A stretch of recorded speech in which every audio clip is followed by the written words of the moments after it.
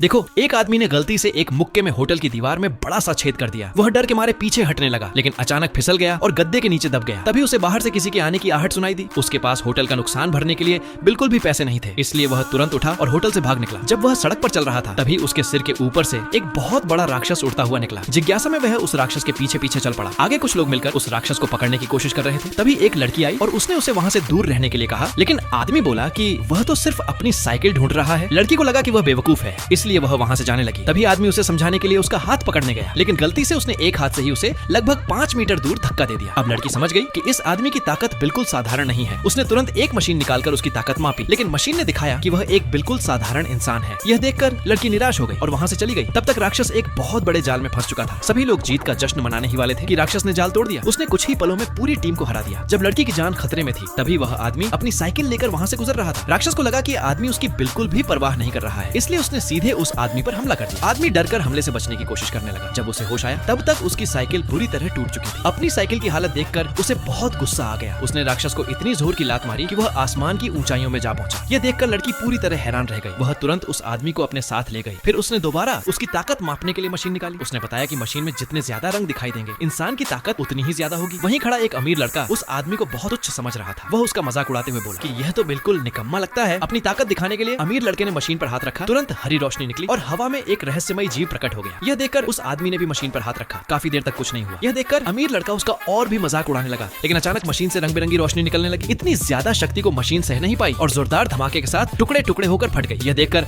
वहाँ मौजूद सभी लोग दंग रह गए। आगे क्या हुआ जानने के लिए सब्सक्राइब करें।